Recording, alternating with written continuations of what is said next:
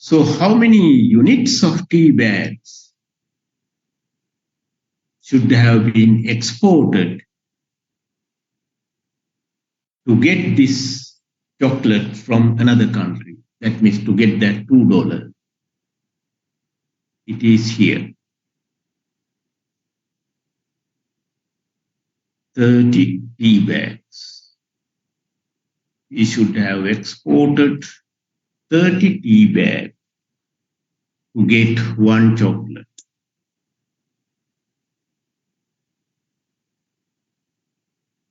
So this is, here we have units of exports needed per unit of import.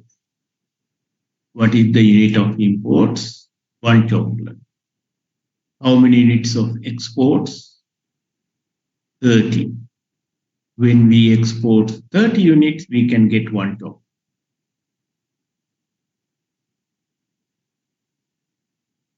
What is RER? How many units of domestic produce are needed in exchange for a unit of foreign produce? So this is actually our RER.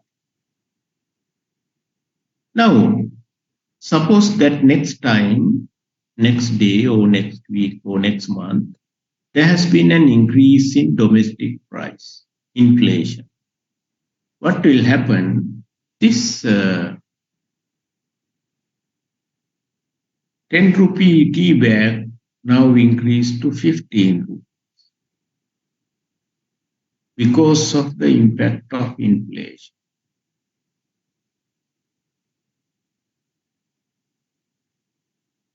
Domestic price has gone up.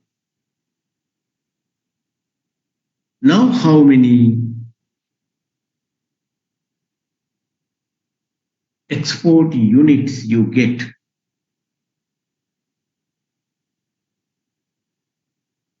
by exporting this one? So your answer would be 20. What does this 20 mean? Earlier it was 30. That means actually your real exchange rate has got appreciated because now you have less number of tea bags, 20 tea bags. But 20 tea bags not enough to buy the chocolate. You need 30 tea bags. You need 30 tea bags. So we have lost our export competitiveness in the market. The reason is actually inflation.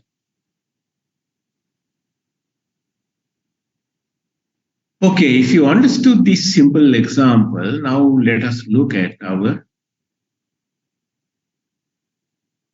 real exchange rate. It refers to the exchange rate adjusted for inflationary differential between the foreign country and the home country. So that's the formal definition for the real exchange rate. So it has a formula to calculate it.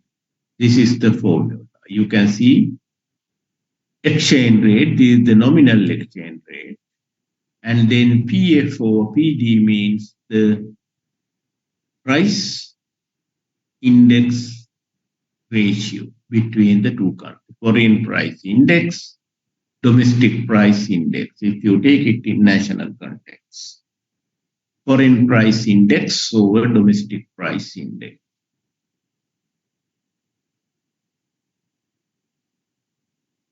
If the value of this one goes down,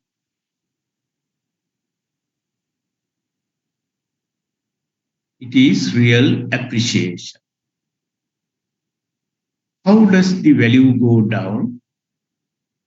By looking at this, and you can understand if domestic price level goes up, that means if you have inflation here,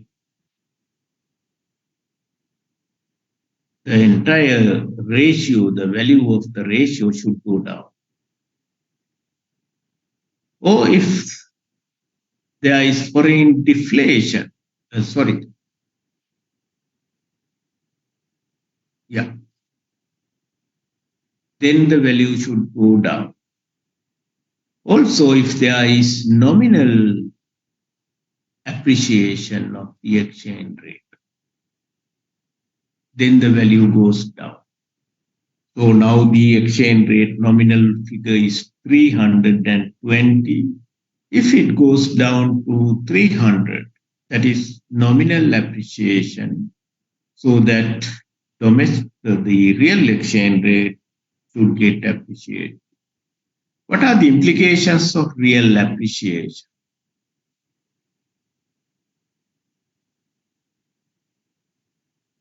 It has impact on our exports and imports competitiveness. In the previous simple example, we saw appreciation. And as a result of our appreciation, we lose our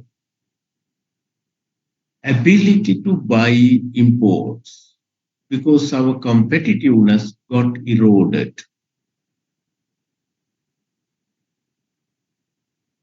Competitiveness got eroded.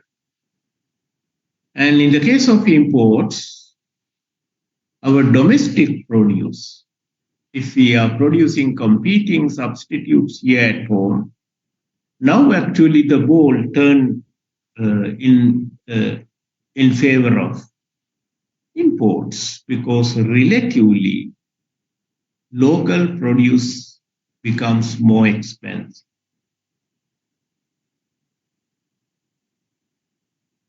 Relatively, exports become less competitive and domestic produce become less competitive.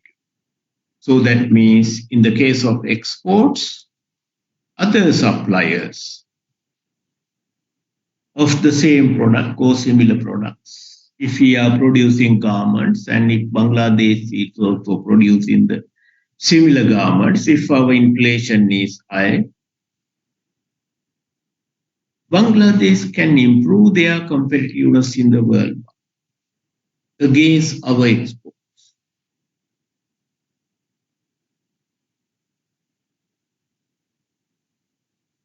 If we are producing garments for the local market and if he also imports them from other countries to our local market because of inflation, what is imported becomes relatively cheap. So that's how the real exchange rate affects our international trade through the loss of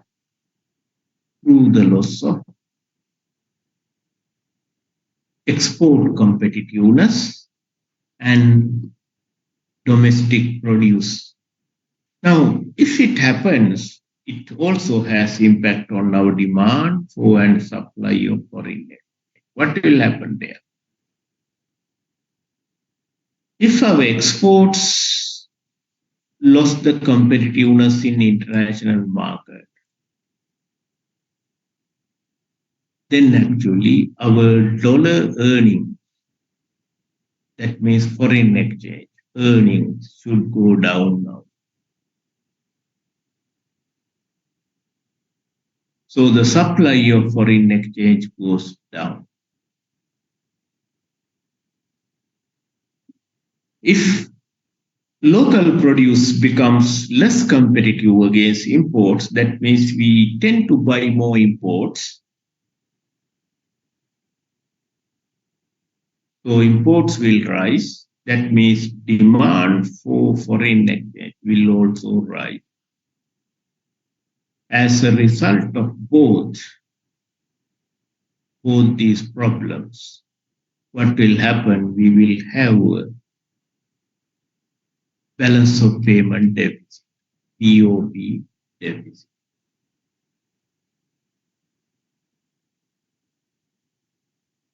BOP deficit. We are talking about trade here, so that first we will have a trade deficit, and trade deficit leads to BOP deficit. So I hope that you didn't miss the point. Let's move on. With that understanding, we are going to construct an equation that is called net exports function.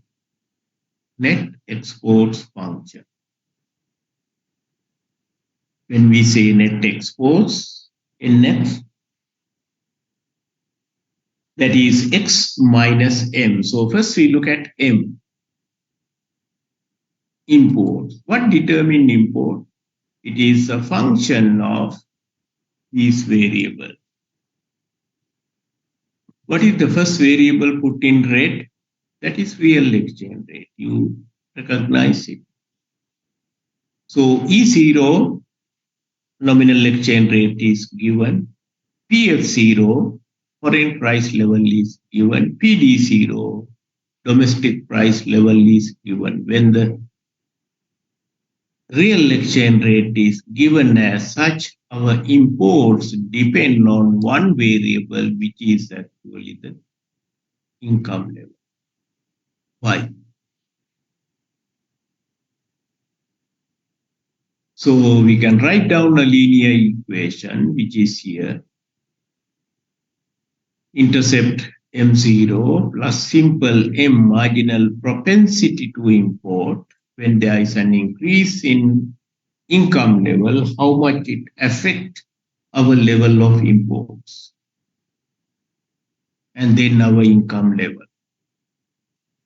Linear equation, the two, imports and income level, the two are positively related.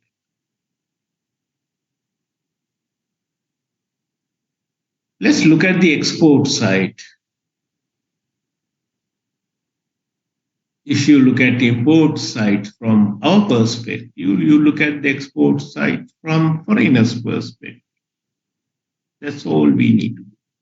So it's a function of, again, the real exchange rate, which is given, and foreign income level, not our income level. Our income level affects our imports. Foreign income level affects their imports, which is our exports. So that all of these variables are exogenous for us, so that we assume them are all given them, so that we can write down our export function as a fixed amount, unlike this one. So the net exports function, very simple, nx minus x minus m. So x is here and m is here. After simplifying the two, you get this net exports function.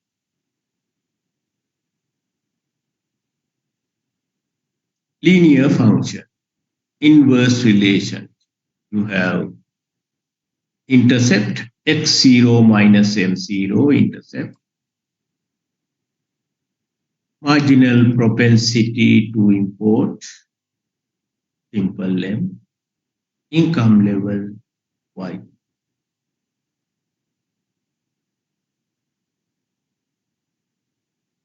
Intercept determine the position of the net exports function, and that position depends on all the variables that we assume to be constant, which are actually the variables which are marked in red.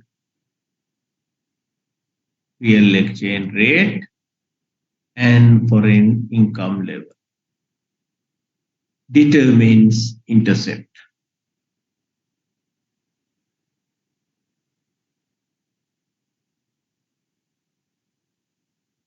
Let's draw these things on a graph paper. So if you have a graph, then a pencil and a paper, easy to understand. We place the two vertically. The first one represent x and m on the vertical axis.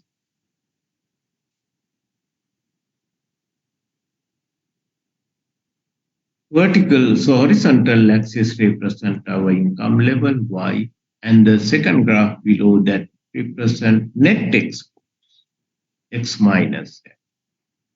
So X minus M can be positive, zero, or negative, so that we have this graph. In the first graph, we will draw both exports and imports. In the second graph, we get the difference, that is net exports function. So this is our exports function. This is our import. So at this point A, exports equal import at Y0 income level. Nx equals 0. That means net exports equals 0 at that exports equal imports.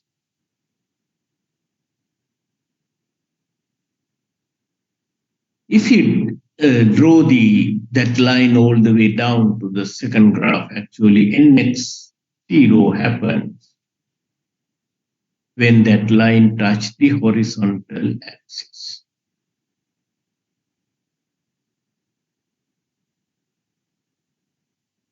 Now, if it is the case, our ns function would be a downward sloping line which goes through this Y0 income level.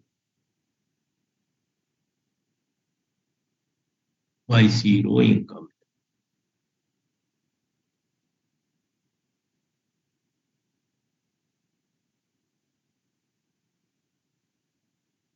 Yeah, now it is completed.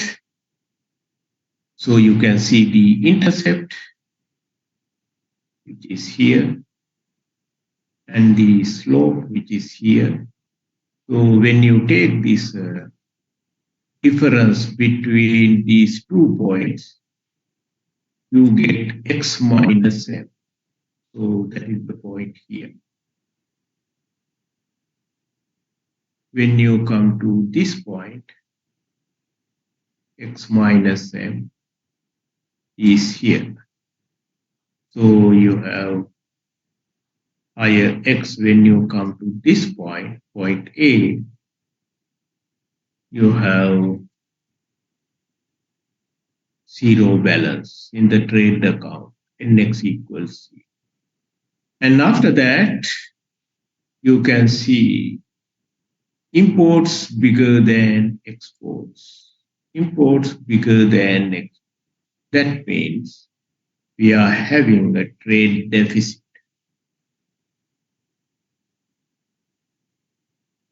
Negative.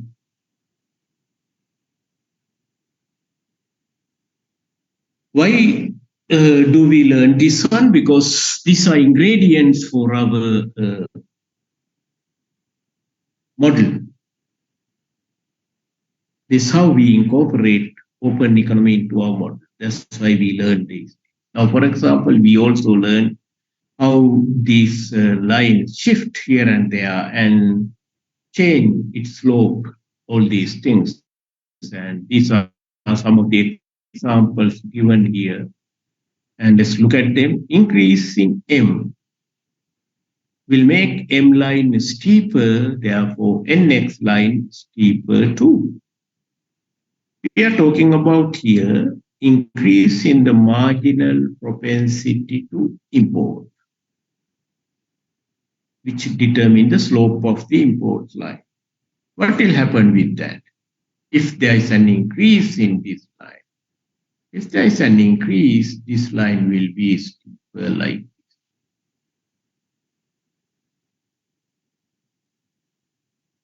Okay, like this.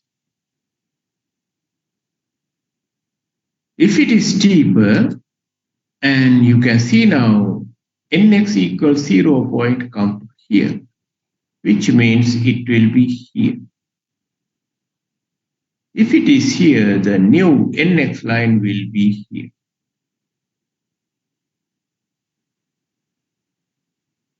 So that means this slope equal this low in absolute terms.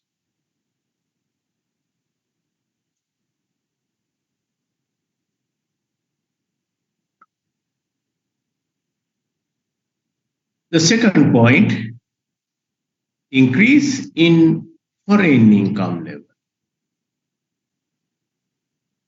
will shift X line up, export line, therefore NX line up too. Increase in YF. Increase in YF means we are talking about an increase in this variable. So that the foreigners, if the US economy is experiencing better income level, economic growth this year, they will import more so that we can export more. So our exports will be here.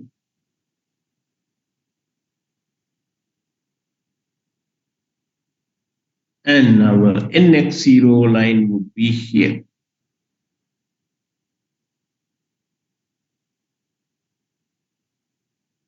What will happen? Our NX line also goes up to this point.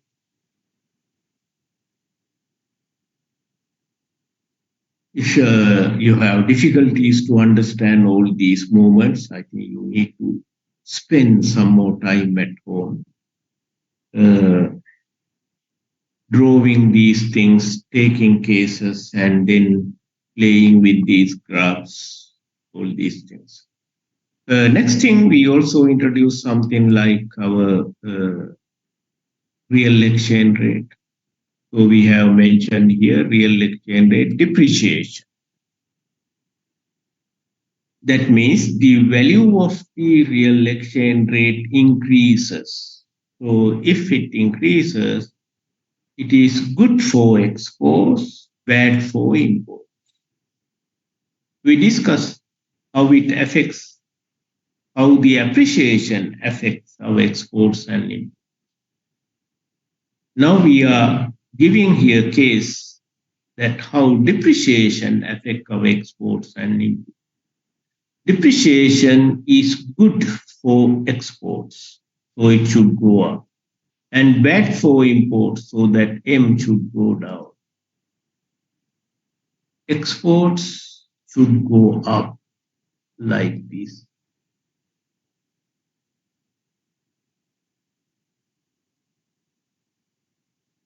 Bad for imports, so that imports should go down like this.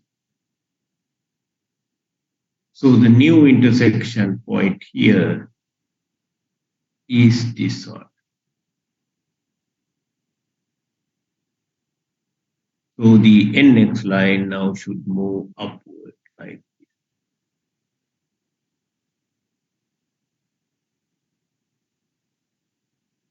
The last question mentioned here, what factors cause RER depreciation?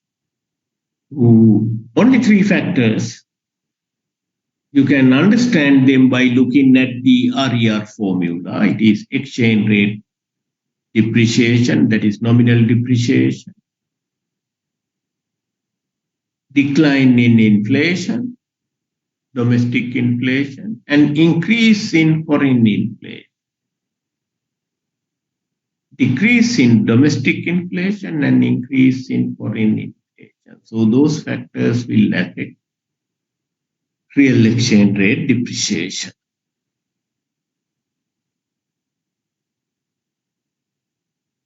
Finally, now we are here. This is where we want to be. How do we look at aggregate demand now? All these things that we started after we move into the open economy, foreign exchange market, with all these concepts that we learn, this is where we want to.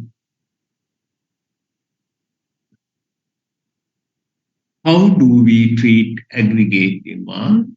And then accordingly, how do we look at equilibrium income level? And then finally move into IS 2.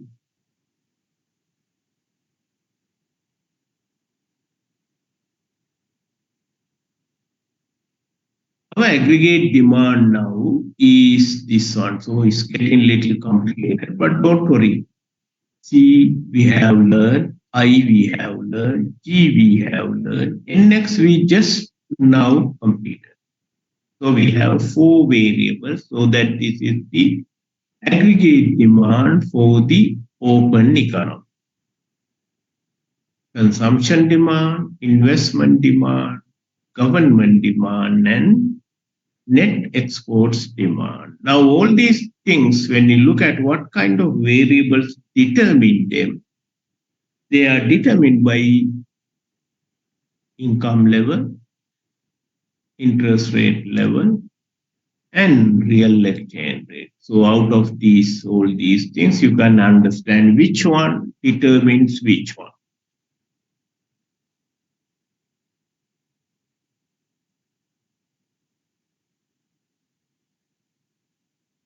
So, each these components can be explained with our equations as we have learned. So, it is done here. Consumption function, when the tax system is fixed at T naught, because you can't draw the consumption function without knowing the tax system. You learn it earlier. You should have learned it earlier.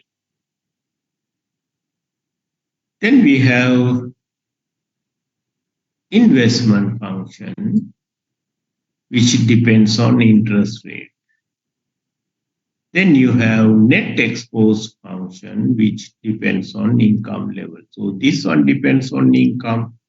This one depends on income, but this one depends on interest rate, and this one depends not on anything, both. So you have all 4 components explained by these 4 variables. These 4 variables. So now what we have to do, we substitute them to the aggregate demand. After we substitute, we will get this.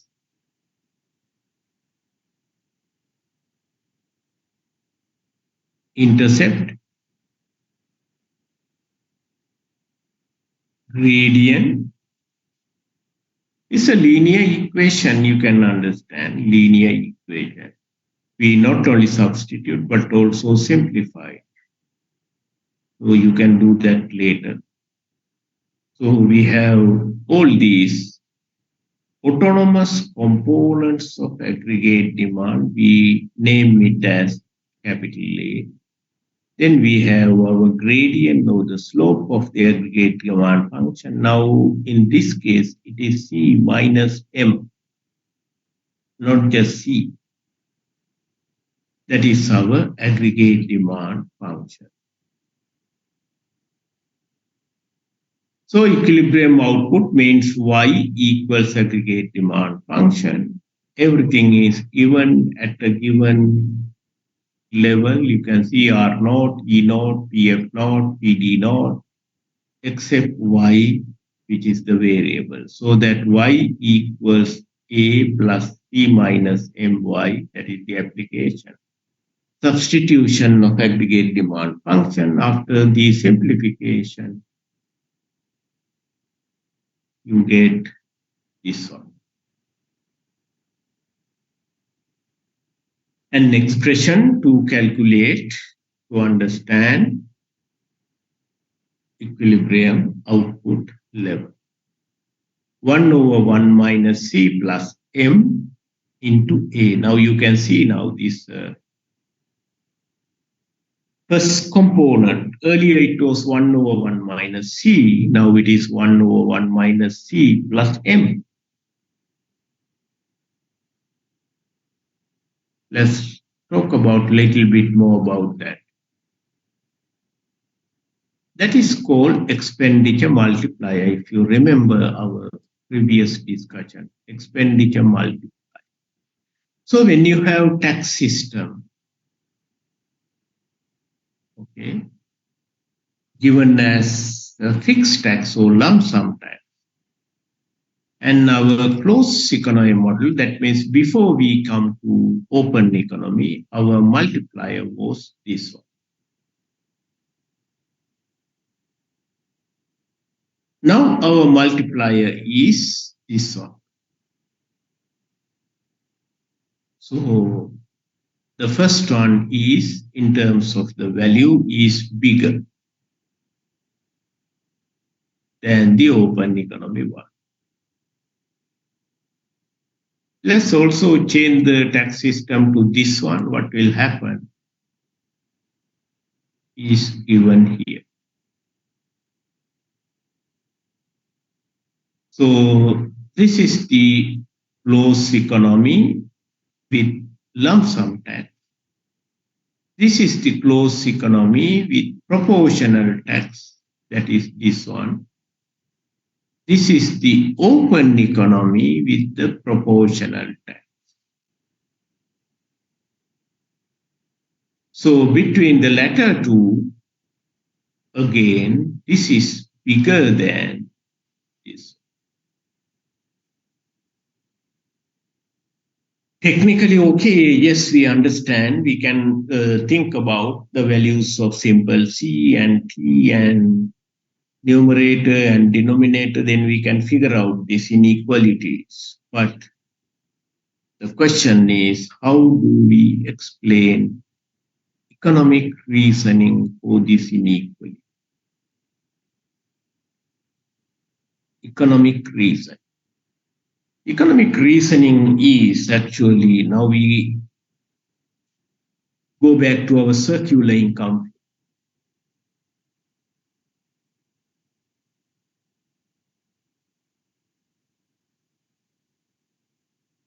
And then initial modeling part.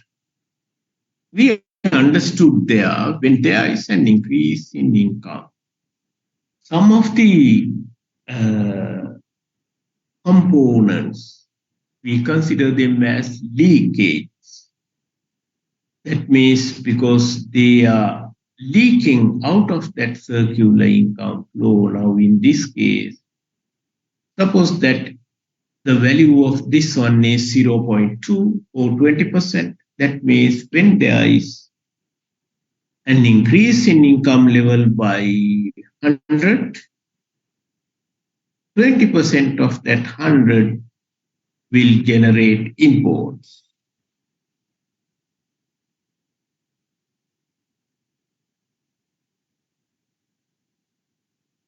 Imports are part of the leakage, withdrawal. MPC is also withdrawal. Simple T is also withdrawal taxes. When there is an increase in income, the amount of increase in taxes will also leave to the government. Leakages. So when the leakages are higher, it is multiplier effects become smaller. The greater the leakages, the smaller the multiplier effects. That is the reason why this is smaller than this multiplier, and it is smaller than this multiplier. Economic reason. Now let's substitute these things to construct our IS equation. Remember IS schedule?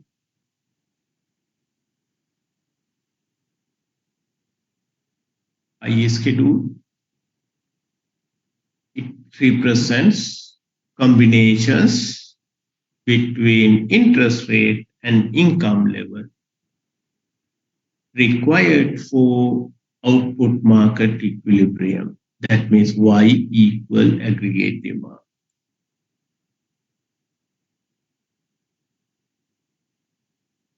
So this is Y, this is aggregate demand.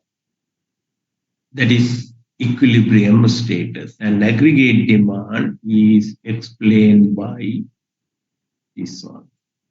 So what is that? C naught minus simple Ct naught plus I naught minus IR plus G naught plus X naught minus M naught plus simple C minus My.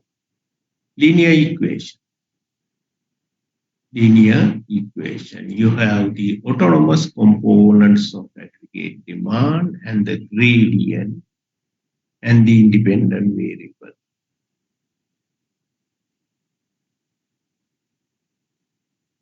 After we come to this point, how do we construct without moving further? We rearrange the equation for R. Where do you find R? It is here. IR. So you rearrange it, and after the rearrangement, you have an equation for R, this one. And there you got the simple I, this one, as the denominator.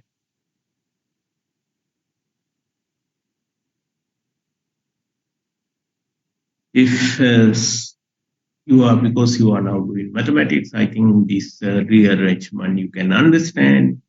If you have difficulties, I encourage you to go back to the first occasion we did this one. Repeat it, understand it, come to this point, and then follow the steps, because I have skipped the steps in between. Then you will understand it better. Now, this is a linear equation. You can see it here. This one is the intercept, vertical intercept. And this one is the gradient, the slope of the ISK. Instead of the first part, we write A, so that our equation is, or our vertical intercept is A over I, and our gradient is 1 minus C plus M over I.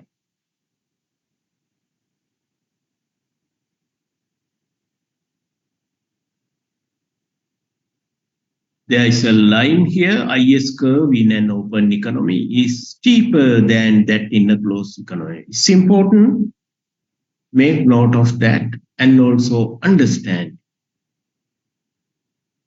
this IS line in an open economy is steeper than that in a closed economy. Why is that? Because in an open economy, this gradient is higher. In a closed economy, it is 1 minus C over I. In an open economy, it is 1 minus C plus M. So because of this M,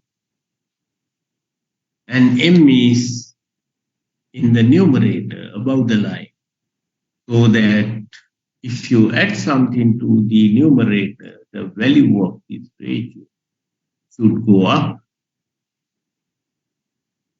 That means higher slope than the previous one, which means the slope is, the line is steeper.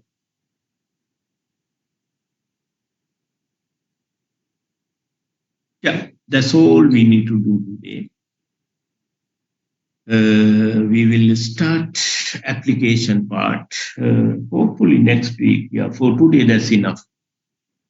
Any question?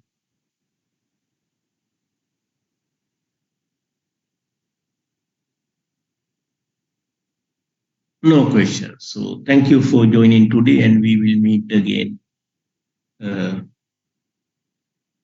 next week. Thank you, sir. Thank you. Thank you, sir.